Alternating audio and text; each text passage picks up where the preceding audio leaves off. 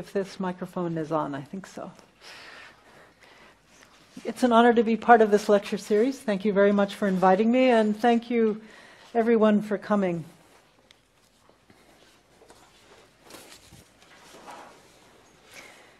As Islamic State forces swept through northern Iraq in 2014, they captured the city of Mosul and then attacked the nearby Yazidi communities. Thousands of Yazidis were executed, and some 3,000 girls and women were kidnapped. Most were sexually enslaved. One of the two recipients of this year's Nobel Peace Prize is a survivor named Nadia Murad. The other witness is Dr. Dennis Mukwege, the gynecologist who founded Panzi Hospital, which treats and supports girls and women brutalized by sexual violence in Congo. The Nobel committees recognize their advocacy on behalf of survivors of wartime sexual violence. That wartime rape, sexual slavery, and other forms of sexual violence are now recognized as war crimes and sometimes crimes against humanity and genocide is an extraordinary achievement of the international women's movement. Nonetheless, sexual violence by armed combatants remains all too common in many settings, in addition to Iraq and Syria and the eastern DRC, including the ethnic cleansing and possible genocide of the Rohingya by the Burmese military, and rape by many different conflict actors in South Sudan. 2 decades of social science research has shown that these crimes are not inevitable during war. These crimes can be mitigated, but this depends on understanding why and how wartime sexual violence occurs. This evening, I will present recent work from the social sciences, drawing from the book manuscript that Christopher mentioned, which synthesizes the work of colleagues as well as my own work for a broad audience. As it is a grim topic, let's start with some positive findings. Not all armed organizations engage in rape during war. There is sharp variation in the frequency of rape and other forms of sexual violence. So I'm going to lay out 9 misconceptions, of which this is the first one, that rape is ubiquitous in war by all armed organizations. So an early and important finding was that this is not true, that rape by some is strikingly limited. 2 examples, insurgencies in the Salvadoran and the Sri Lankan Civil War, and some state militaries as well. This is in sharp contrast to the initial research and policy on this issue, which focused on Rwanda and Bosnia, which turned out to be outliers in the spectrum of sexual violence during war. And it's also in contrast to a lot of the policy rhetoric of the last decade. Given that rape is often not reported, you may be wondering whether this apparent low prevalence on the part of some actors merely reflects that low reporting. I don't think so. Just think about the Israeli-Palestinian conflict. If there was massive sexual violence going on in that context currently, I'm quite confident we would know about it. Indeed, we've documented that rape by civilians during some civil wars is more frequent than rape by combatants. So the patterns of wartime sexual violence are being increasingly well documented. So a second misconception is that this is about non-state organizations. It's rebels and insurgents like ISIS that engage in wartime sexual violence. We know that's not true if you look at the fraction of states that have been shown to engage in moderate to high levels of sexual violence. That fraction is higher than the fraction of either rebels or militias. Here's another misconception. Oh, we're talking about ethnic civil wars. That's not the case. In the best quantitative work on this by Dara Cohen, she shows that the fact that a civil war is an ethnic civil war does not predict high levels of sexual violence. So here's an issue directly related to the theme of the lecture series. Well, maybe this is a matter of new wars, that this is something that we see in new wars, not so much in the older pattern of wars. The answer here is that we don't know. The data is poor and doesn't go back to, for example, World War II, where there was massive sexual violence in some theaters, including, for example, in Berlin. As well by members of the Red Army as they swept westward towards Berlin and as you no doubt know, by German forces in some settings on the Eastern Front. What about gender? It's a misconception to say that victims are overwhelmingly female. It depends, of course, on what we mean by overwhelmingly, but now that we're asking the question, well, who are the victims, the survivors of sexual violence, and we're asking now, well, how many boys and men have suffered sexual violence? The answers are like the following. In Peru, about a quarter of the victims of sexual violence were male. In the eastern Congo, one survey found that 15% of civilian men had suffered some kind of wartime sexual violence, 15%, compared to 30% of girls and women. So it's less than girls and women, but I wouldn't say that that was overwhelmingly girls and women. Another misconception, the perpetrators of conflict-related sexual violence are always men.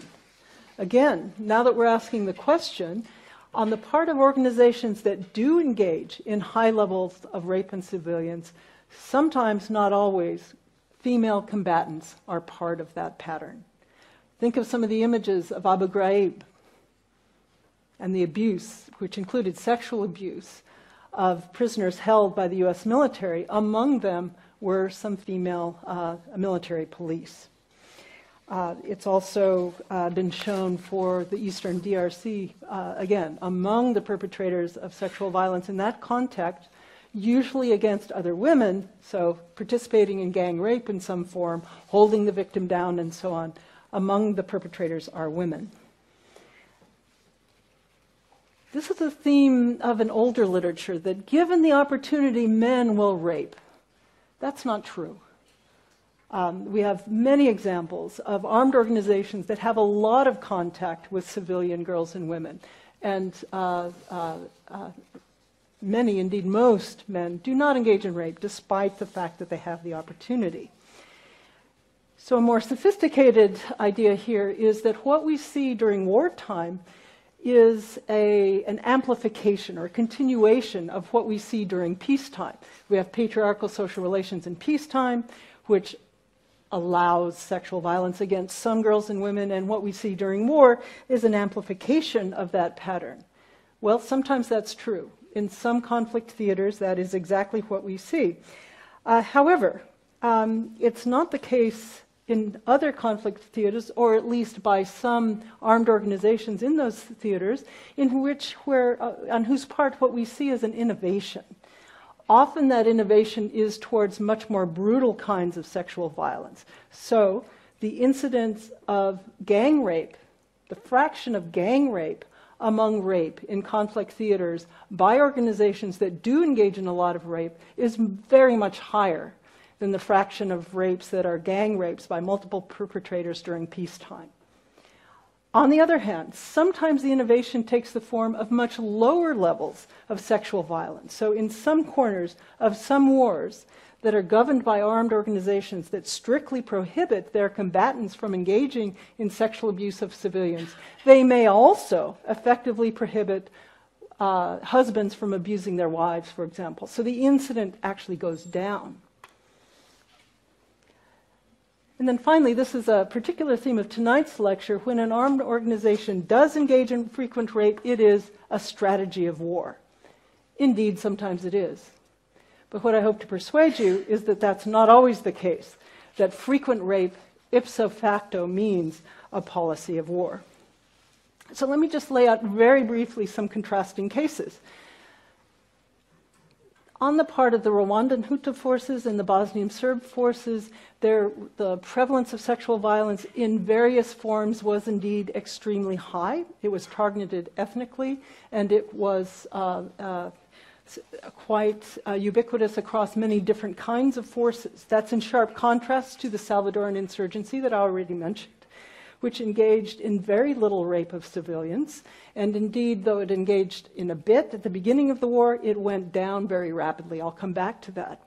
U.S. forces in Vietnam engaged in some rape of civilians by some units. How many units? How much? We don't know. And again, this is a case that I'll return to.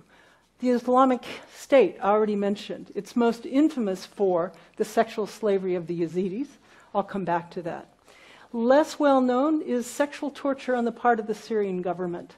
Also a very well documented pattern targeted against people, families, and individuals supporting the opposition in Syria. So I hope the contrasts here are very sharp, both across insurgent organizations and also across states. So this is what I'd like to do tonight. We may have to skip a few things towards the end. First of all, I'll lay out in more detail what we think we know about sexual violence during war, looking at observation in patterns of victimization, but also then variation in perpetration. Then I'll lay out a theoretical framework for trying to account for that variation, which will culminate in a typology of rape by armed organizations during war. And indeed, sometimes we'll see that rape is a policy, but sometimes we'll see that it occurs frequently as part of what I call rape as a practice. We'll look at the conditions under which those patterns might occur, but also the conditions under which an armed organization does not engage in rape of civilians. To be sure, there are some challenges in putting this typology to work, which I'll acknowledge, and then we'll conclude. So what do we know? First of all, let's define the subject of the conversation. By conflict-related sexual violence, I mean rape, sexual torture, and other forms by members of armed organizations, be they state forces, insurgent rebel groups, or militias during conflict. And again, the first point is that it varies across armed actors during conflict. The frequency of rape varies. Sometimes it's nearly absent. And therefore, again, a first takeaway policy idea here is that rape is not inevitable during war, despite some of the rhetoric one might hear. That's also true of wartime sexual violence in general. So the first kind of theoretical idea here is that several theories predict more rape than we actually see. So some theories do not account for the fact that some organizations don't engage in rape. So, for example, if wartime opportunity is ipso facto an opportunity for rape, as I explained, that's not true. Militarized masculinity, does that explain wartime rape? No, because there are armed organizations that are extremely effective at fighting wars, that deploy some sort of militarized masculinity, and yet they do not engage in rape, and so on. So we need to account for the full spectrum of variation, not just those organizations that do engage in frequent rape.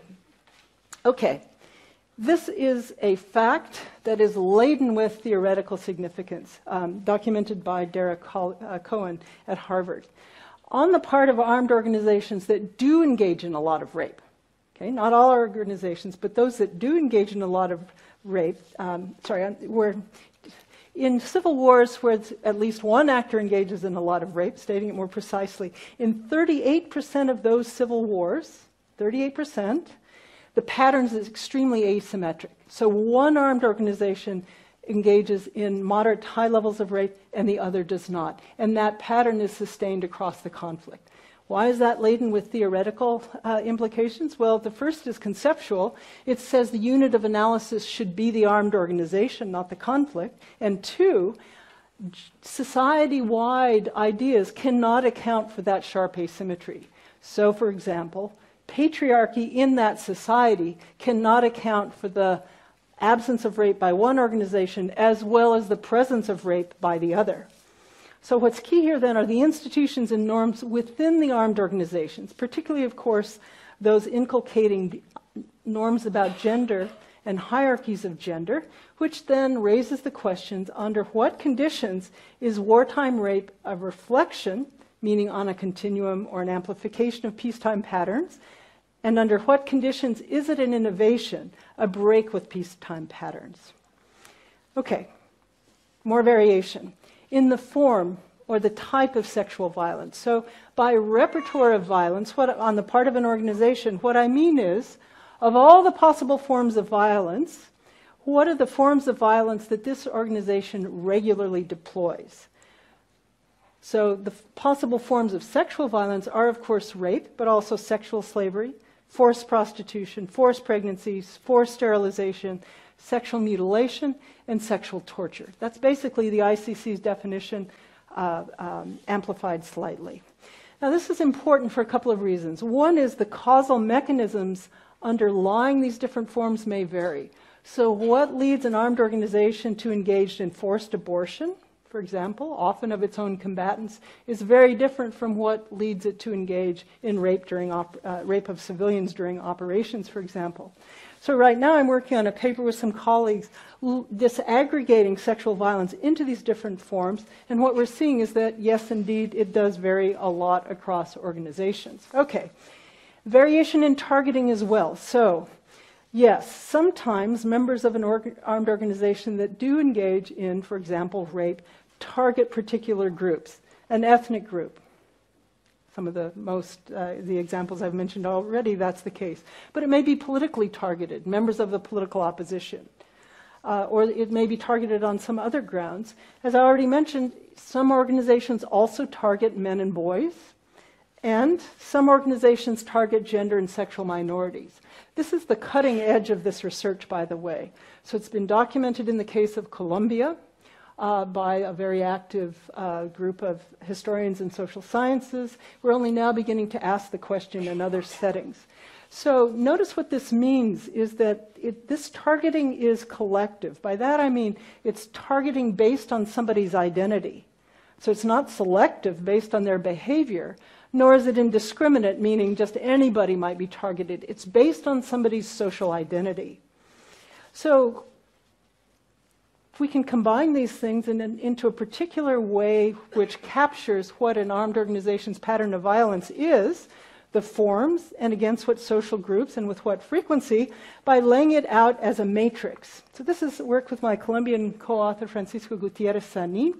So down here on the columns we have members of groups that are being targeted, and then we have in columns the kinds of violence that this organization engages in. So this is a hypothetical organization that kills, tortures, and rapes, but does so depending on the identity of the group. So selective violence is wielded against supposed defectors. Of course, that's what selective violence entails, and they are killed. They're not tortured or raped. Against ethnic group X, 25% are killed, some 10%, and so on. So you can lay out the targeting and the repertoire in order to capture the details of sexual violence by this armed organization. Notice these numbers are very rough. It's often the case that we don't have good statistics, and all we can do is that kind of estimate.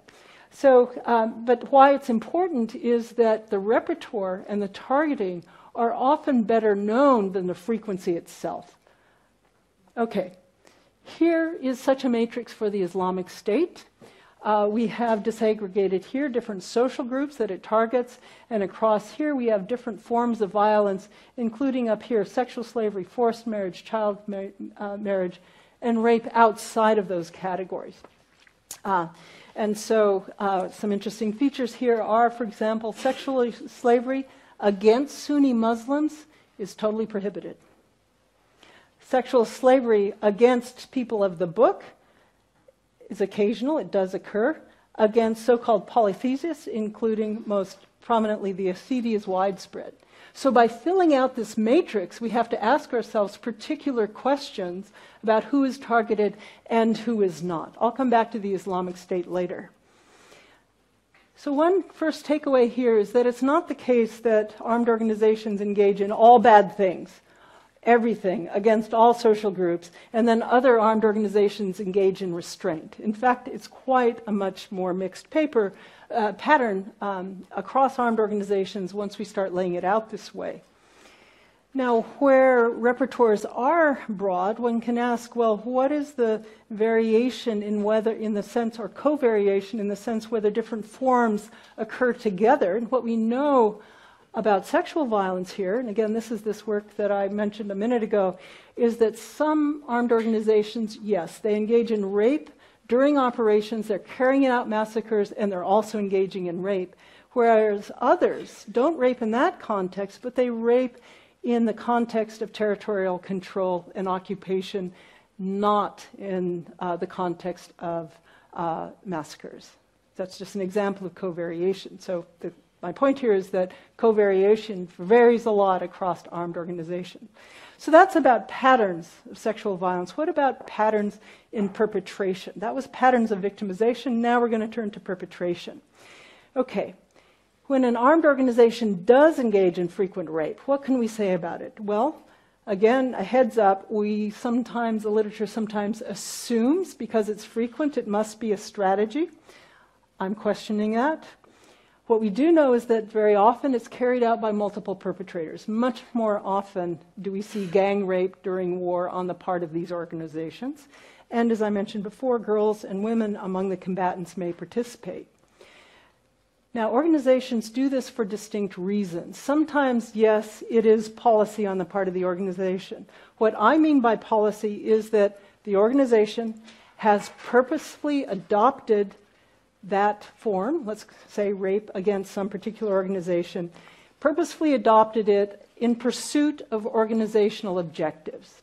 That's what we should mean by policy. And yes, sometimes that policy is for military purposes. Let's call that a strategy. So some campaigns of terror, during some campaigns of ethnic cleansing and genocide, so coming to mind, the Bosnian Serb militias, the Guatemalan military, the Janjaweed militias in Darfur, these are examples. Sometimes it's sexual torture that is adopted as policy, indeed sometimes as a strategy by an organization. So the USA in the War on Terror is a possible example. The national security regimes during the Latin American dictatorships are clear examples, well documented in the case of Chile. But sometimes a form of sexual violence may be explicitly adopted by the organization as policy. So it's a policy, but it's not for strategic purposes, those immediate military operations purposes. And very often it's in order to manage the sexual lives of combatants. So here are some examples. The so-called comfort women held by the Japanese army in World War II. That was not for the purposes of military operations. Sexual slavery, forced marriage by members of the LRA. That doesn't occur during operations. That's part of the way it manages the sexual and reproductive lives of the organization. Forced contraception and forced abortion within the ranks of the FARC in Colombia. Sexual slavery under certain conditions authorized by the Islamic State. And again, I'll come back to that example in more detail. A final note here on policies. Yes, indeed, sometimes policies are ordered. These forces will go out and engage in this kind of violence against this population. But they're sometimes authorized, not ordered. So in the case of the Islamic State, members of the Islamic State are authorized to hold sexual slaves under certain conditions. They're not ordered to do so. Okay. Now, turning away from policy, what about cases where we don't see something formally adopted or organizational policy, but somehow it comes from below and it's being tolerated by commanders? Okay, well, in the literature, sometimes that's called opportunistic rape. So it's carried out for private reasons. A combatant has private reasons to engage in rape and does so. It's not on the part of the organization. But that misses the fact that sometimes it's social dynamics within the organization that are driving this sexual abuse. And we've seen evidence of this already, the fact that gang rape is so frequent. That's a social activity. Recruits are sometimes forced to participate by their peers. Again, a social activity. Combatants themselves sometimes understand rape as a form of compensation in the absence of pay. That's a social understanding among combatants. Or they may understand it as a form of consumption or as entertainment, as was the case on the part of government forces in Peru. That's what I mean by rape as a practice. It's not ordered. It hasn't been authorized. It's not punished. And the claim here is that in some settings, nonetheless, it can be very frequent, simply because it's being driven by these social dynamics and commanders tolerate it. So an example of this is sexual violence by U.S. forces in Vietnam during operations. And what's key here is that, as I mentioned, we know it occurred on the part of some units and that it did not occur on the part of other units. And what U.S. veterans themselves say about it, so there were, during and after the war, there were civilian tribunals held in which veterans came and testified to their wartime activity. What they said about it is that they understood that they had been authorized to kill civilians in so-called free fire zones. People heard of free fire zones? It's kind of in this area, anything goes, all those people out there are enemies. Okay, so killing was authorized in those zones, but none of them claimed that rape or sexual abuse had been authorized in those free fire zones. Nonetheless, we know it occurred. Here's another example, something that I've worked on recently, sexual assault within the ranks of the U.S. military. So this is not against civilians, this is within the ranks. So every year, something like 5% of U.S. active duty service women and 1% of active duty service men suffer some kind of sexual assault. These are the figures for 2014. I recently saw updated data. For women, about half of those are rape. For men, about a third of it is rape. Okay, for women, it's about like civilian rapes, but nonetheless, this should strike us as extraordinary because if you look at other violent crimes, the rate within the ranks of the U.S. military are very low, much, much lower than civilian rates. So something's going on here within the ranks of the U.S. military. So I hope it's obvious that it is not a strategy on the part of the U.S. military, right? Nor is it a policy purposefully adopted. It's a practice. It's essentially still tolerated. There are very few convictions for this. It's about half the rate of conviction compared to other crimes once an incident even comes to trial. And social dynamics are very evident. In particular, if you look at the rate of sexual assault by multiple perpetrators, it's very high in the ranks of the military, particularly against men. So again, what we're looking at is a social activity being driven below. And what's remarkable about this is that despite its being very costly to the institution, by that I mean the U.S. Congress keeps looking at the U.S. military saying, what is going on? Can you get your act together? You must implement a true zero-tolerance policy. Nonetheless, as you can see from the statistics, it persists. There's supposed to have been 2 decades of zero-tolerance policies, and yet it persists. Why? I'll come back to that. So all of this then brings us to the question, what explains why some armed organizations engage in rape, for example, as a policy, others do so frequently as a practice, and others not at all? That's the core question that my book addressed. And where we're going here is the observation that armed organizations are not unitary actors, meaning that soldiers don't always do what the lead commander says. So we're asking, under what conditions does unordered and unauthorized violence occur? Notice that's a pretty general question. This is not just about rape. This framework should also help us understand other forms of unauthorized and unordered violence. Okay, so let's start with something that Amelia Hoover Green calls the commander's dilemma. Christopher wants to set up an armed organization, so he has to take a whole bunch of recruits and teach you how to produce violence and also to control it, right? So gives you guns, teaches you how to use the guns, then tells you, okay, we, this organization X, are going to use these guns under the following circumstances under these social groups. Now you might ask, well, don't some armed organizations just exert violence against everybody? Well, at a minimum, he has to persuade you not to turn the guns on him, right? So to varying degrees, the commander's dilemma is to produce violence but also to control it. So think of this as a classic principal-agent problem, which means that there's, let's think of one commander and a group of combatants. A principal-agent problem means that there's an asymmetry in preferences, so the commander has certain preferences over violence. Killing, but not rape. Torture, but not sexual slavery. And only against enemy combatants might be the commander's preference. Or it might be much broader than that. On the other hand, combatants have their own ideas about the kind of violence and against whom they want to wield.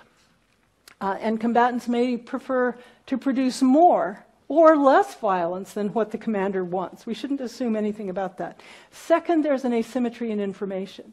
Combatants know what they're doing, but the commander may not. It's difficult to observe.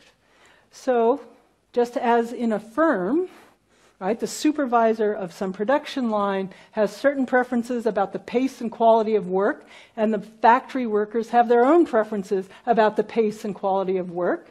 So you design institutions to try to, the commander designs institutions to try to enforce those preferences. Where do those preferences come from? Well, one source they come from is ideology. So what I mean by ideology, again, comes from this joint work with Francisco, a more or less systematic set of ideas that include the identification of a referent group. So we are fighting on behalf of the citizens of Germany. That's the reference group. And enunciations of the grievances or challenges that the group confronts, the identification of objectives on behalf of that group, and a program of action. Okay? So to varying degrees, the ideology therefore legitimates and authorizes certain kinds of violence. Okay? Some are organizational policy. You can engage in violence against people imminently engaged in an act of terrorism anywhere in the territory of Germany. Right? That is authorized by the organization's ideology, but it prohibits others. It may also inculcate new norms and beliefs concerning gender, and the ideology may also prescribe institutions to try to implement the preferences and ideology of commanders, including perhaps to limit violence as a practice. Okay, so to varying degrees, arms institutions build institutions just like the manager of a firm builds monitoring institutions or some other incentive structure for the workers. So there are in general 4 types. Recruit. Who do you recruit? Do you recruit all citizens? Do you recruit from prisons? Do you recruit from criminal gangs? So there are decisions about who to recruit. You may recruit those people who already agree with you. That would be an easy way to try to mitigate this asymmetry in preferences. Or you may recruit whoever, but build very strong socialization institutions to inculcate at a minimum obedience to the commander, to inculcate at a minimum cohesion among the force, because if Christopher gives an order, everybody move that way, there has to be some cohesion. So in fact, everybody moves together that way rather than splintering. And also, to sharply varying degrees, to inculcate some understanding of the commander's own preferences about violence. Now, that's not going to be perfect, so you also need institutions to carry out discipline. And in order to apply discipline well, you need institutions for internal intelligence. So this is a standard principal agent model. You've got a commander, it's very simplified. You've got a commander to varying degrees using these institutions vis-a-vis each combatant, the agent. Now that's a very overly simple model. In fact, armed organizations vary a lot, right? Some are really networks or networks of hierarchical organizations, where others really are strict hierarchies, like a state and military. But nonetheless, because you have this chain of command, the commander's preferences may not be implemented by the soldiers on the ground. But let's go back to our simple model. Okay, so with any given pattern of violence, rape of civilian girls, for example, the commander has to decide how he, usually he, is going to treat this. Will it be punished? Will he try to inculcate norms against soldiers doing that? Or perhaps he thinks it's a good idea and promotes it as policy, maybe even ordering it or authorizing it as acceptable under certain circumstances? Or is the commander simply going to tolerate it? So for any particular sub-pattern of violence, the commander makes those kinds of decisions. Again, that's a standard principal agent model of violence. Now we depart. Okay. In addition to these vertical influences, there's a lot of peer influence in any armed organization. So we need to consider horizontal as well as vertical relations. To do that, we need some concepts about gender. So by gender relations and norms, I mean what counts as ideal masculinity, but also failed masculinity, what gender inequality means and whether what kinds are acceptable, and norms concerning sexual minorities. Now, any organization or social group also has, perhaps implicit, but a gendered hierarchy. So these genders in a society are ranked according to a kind of status. So the gendered order in which masculinities and femininities, some dominate others. Okay. Now those gender norms and hierarchies vary a lot across peacetime societies in the first place. And there's very complex interactions with, for example, ethnicity, and also with sexual minorities. And in many societies, again, just talking about peacetime for the moment, sexual abuse is understood as feminizing the victim. So if a male on a campus is raped, that's seen as feminizing the victim, and he himself may understand it that way, whereas it masculinizes the status of the perpetrator, again, whatever the gender of the perpetrator. That's what we know about patterns of sexual abuse during wartime. So now during peacetime. So going back to our armed group, so consider a combatant amongst a group of peers. That combatant comes in with certain ideas, coming from where? His family, her church, school. Okay, so the recruit comes into the armed organization with certain ideas about gender and violence, and then those ideas meet the formal institutions of socialization on the part of this organization. Often it includes militarized forms of masculinity, sometimes in extreme form, to be sure. But, as I've been emphasizing, that young person also then comes under these horizontal influence of the peers of the small unit. And these can be very strong. These may transform the ideas that the recruit has either from family, church, school, or that the formal institution is trying to inculcate. So this is what I mean by informal socialization. So hazing is an example. I don't know if hazing happens on German universities, but it is quite a pattern on US universities. It means that you want to join an organization where you have to go through a certain kind of abuse to become a member. And what's really quite striking is that abuse, as you go through it, coming out at the end, you're very proud to be a member. And moreover, you go on to inflict the same or more abuse on members in the future when you're in charge. Okay, that's hazing. We know a lot about hazing, but we know a lot of it happens within, for example, the US military. So I promised I would explain why, despite these 2 decades of zero tolerance, we still have this pattern of sexual abuse within the US military.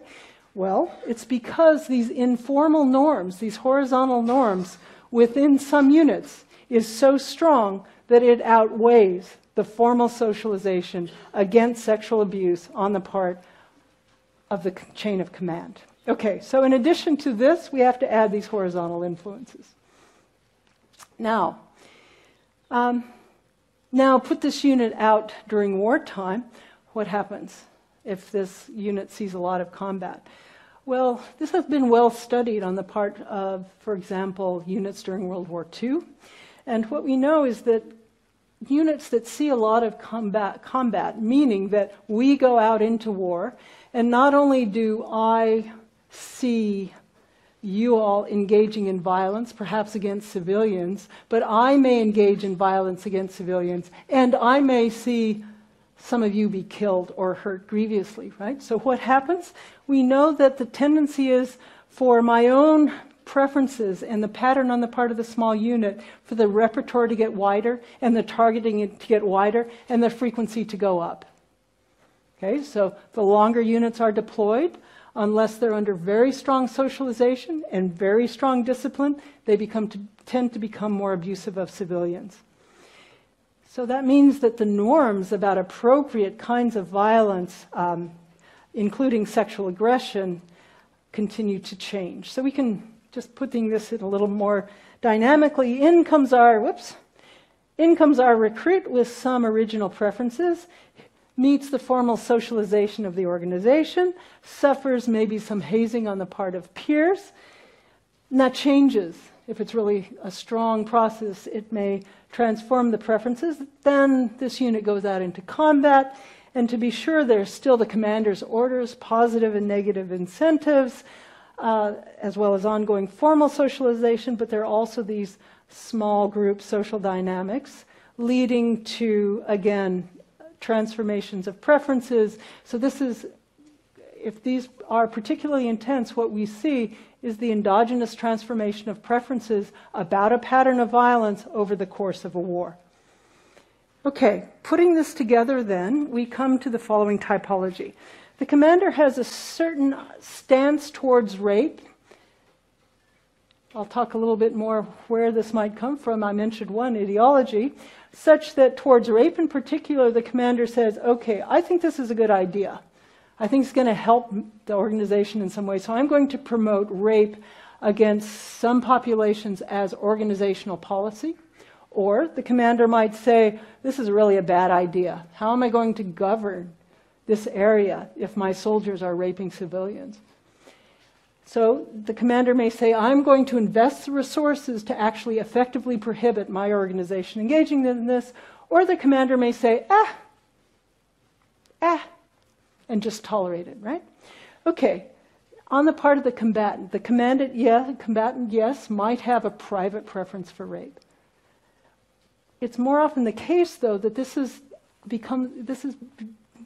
a result of the horizontal socialization, peer pressure, conformity, and so on, going on within the armed organization. So our recruit is complying with that. And so that's what I mean by rape as a practice. So the commander is tolerating, and the combatant's motives are either this private preference or because the social pressure is so strong.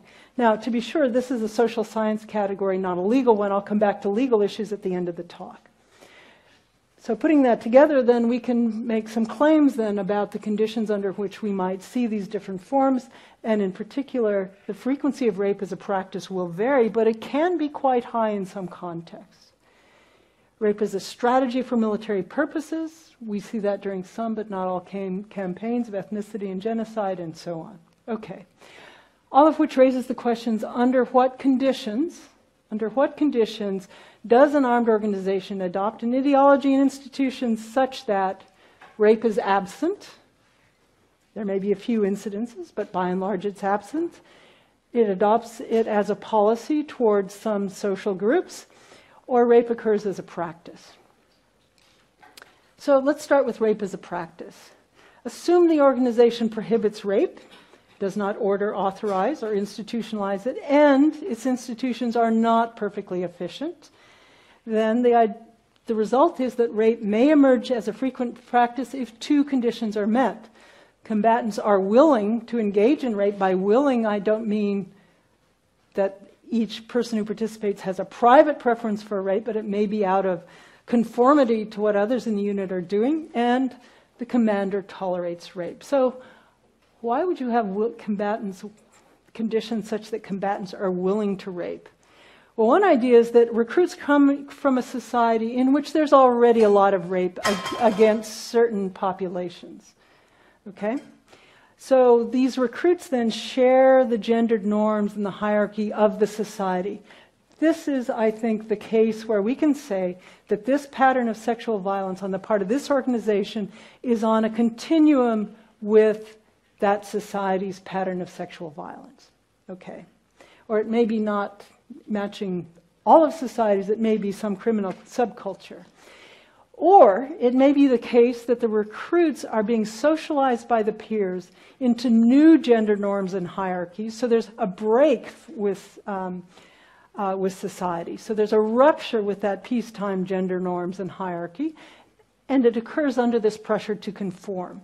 And indeed, as in the case of hazing, the socialization into these new norms may be violent, and it may include the sexual abuse of the recruit himself or herself.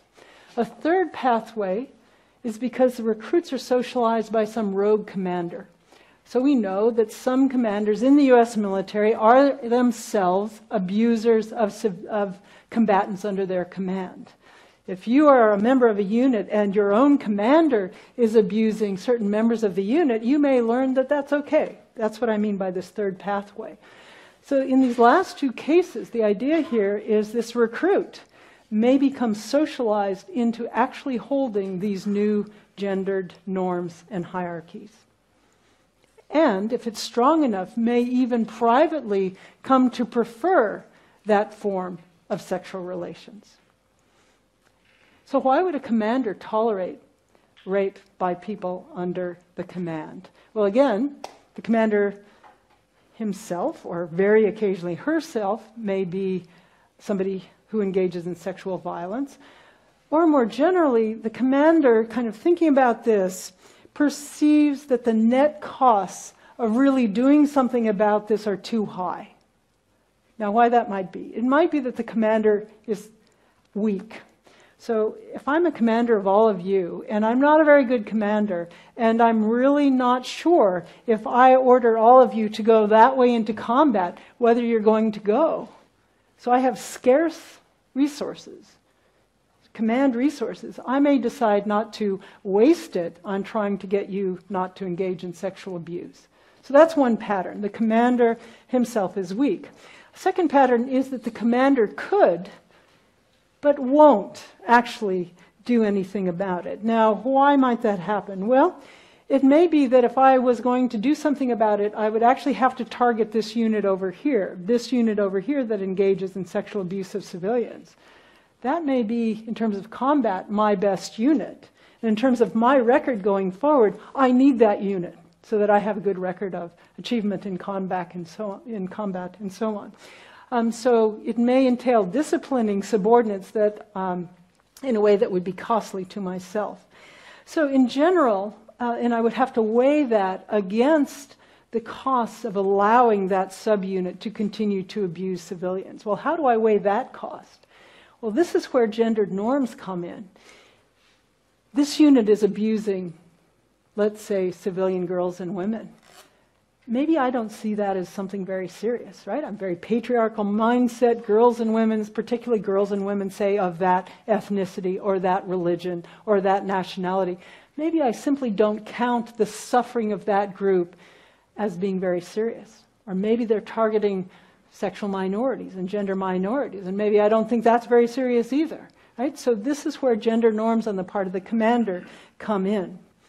So just to flag a theme that is not studied nearly enough, what accounts for differences in commanders in terms of how they count these costs? We don't have a lot of work on socialization of commanders and how that varies. Okay, to summarize then, for rape as a practice to be frequent, gender norms on the part of both combatants and commanders must support rape, and these vary across organizations. They vary during peacetime. They vary because of ideology across organizations, and they vary in terms of the strength of institutions that allows practices to go forward or not. Okay. What about organizations that don't engage in rape, that effectively prohibit rape? So now we're talking, I'm just showing you now the leftmost column. There are two patterns here. One is socialization. So again, this is the work of Amelia Hoover Green. The idea here is that an organization decides to really invest a lot of resources into the socialization of combatants such that they respect civilians.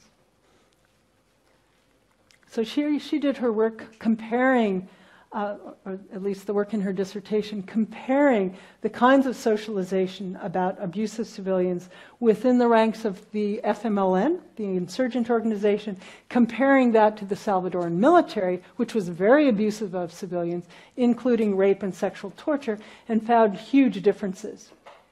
So that's one pattern. Let me just emphasize this a little bit more. What was the content of socialization? Well, it was about we, the FMLN, respect civilians because we are fighting on their behalf. We aspire to govern them in a new, totally different way than the abusive state that we're fighting. And a second point that she makes very clearly is because of these dynamics that I talked about earlier, you can't just do that once. You can't just say, okay, incoming recruits, all of you 17 or 18 years old, we as an organization, we do not abuse civilians. No, that's not going to be good enough. You have to continue to do that in a reiterated way. So some of the photos of the pamphlets that I showed you are kind of advanced courses about why the organization respects civilians. So the point here is that you have to inculcate not just commander but combatant preferences time and again. You have to reiterate that inculcation. But another pathway is to build really effective institutions that through monitoring and discipline maintain that effective prohibition of rape. And that was the argument that I made for the Tamil Tigers in an earlier article. I think most often it's a combination of the two. What about organizational policy? The idea here is that the leadership, again, adopts by ordering or authorizing, say, rape as policy. Well, maybe it's for strategic purposes, or maybe it's, again, for non-strategic purposes to regulate the sexual and reproductive activity by combatants. So one first point here is that organizations that adopt some form of sexual violence as policy, it's usually policy against quite particular populations in particular circumstances. It's rarely a blanket policy. Then you build the institutions to implement that policy, so you may actually have to socialize your combatants into the norms that support that particular policy. And you have to decide, okay, if a combatant is authorized to engage in, say, sexual slavery against this social group, that's the authorization. But in fact, this combatant engages in sexual slavery against somebody outside that group. How do you respond as the commander? Do you punish deviations from the policy or not?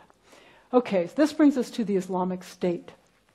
The ideology of the Islamic State at its height was one of religious literalism, theocratic authoritarianism, patriarchy, and takfir, violence against those it deemed apostates. So it authorizes two forms of sexual violence as policy on ideological grounds. One is sexual slavery against certain populations. Okay, it's an ideological justification.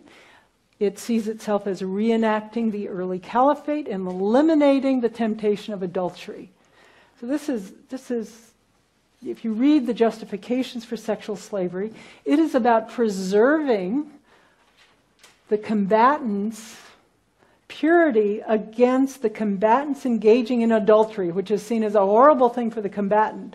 Rather, by holding sexual slaves, the combatant is allowed to have sexual relations without falling into the terrible thing of adultery. That is literally what the documents say.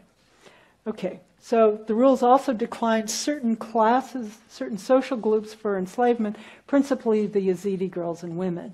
It also gives conditions for their sale and limits the abuse. The second form is child marriage. Again, there's an ideological justification in writings of the group, and the rules state that girls, at least under some conditions, can be married at the age of 9, and it's predominantly with Sunni girls. Now notice, these forms of violence are targeted and regulated, and indeed we have evidence that if you violate those, they're sometimes punished. Okay.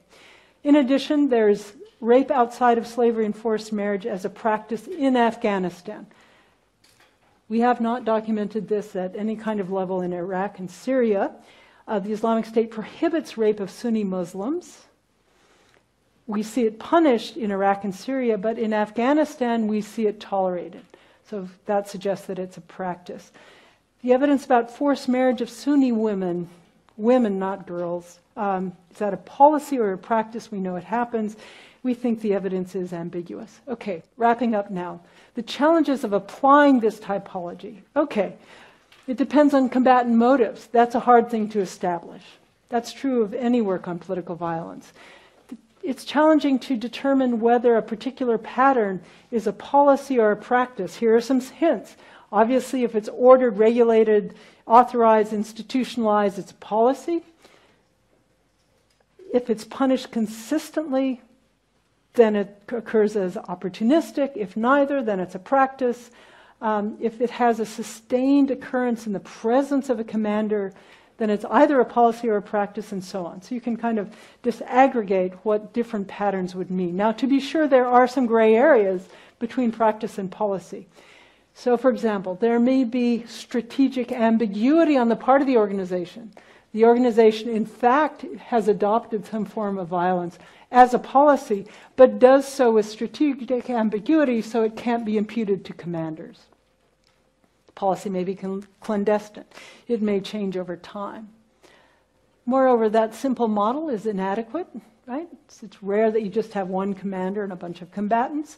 So these principal-agent tensions occur at every level of the organization.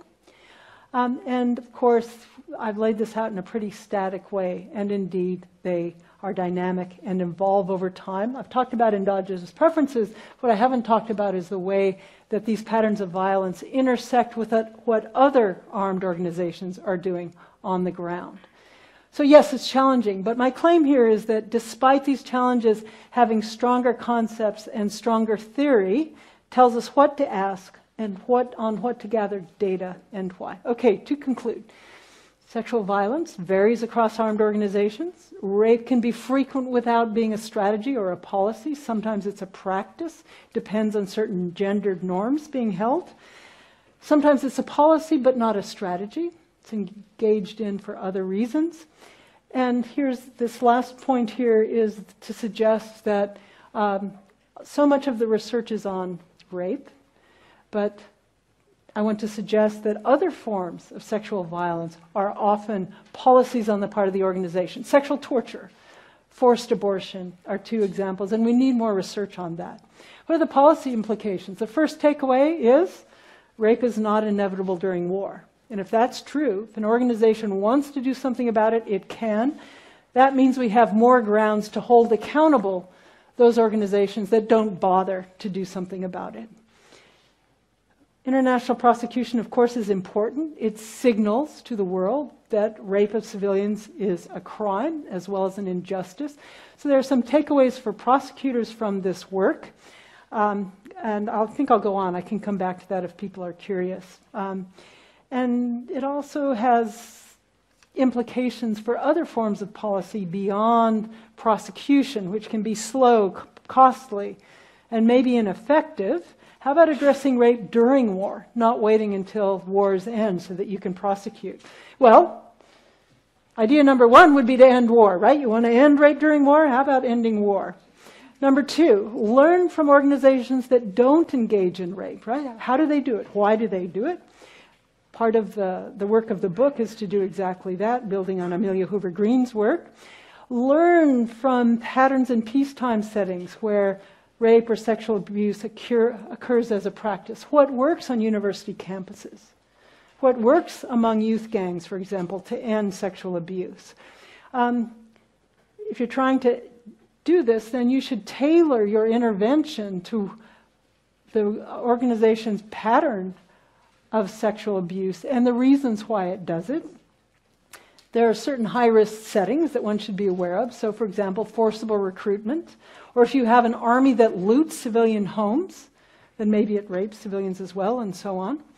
And then finally, number 5 here is that to do this kind of policy work well, you'd better have a sophisticated notion of gender, as indicated most immediately by the fact that boys and men are sometimes sexually abused. You've got to allow that in your conception of gender. So takeaway, finally, stop violence against women, against men, and all people. So I look forward to your comments and questions. Thank you.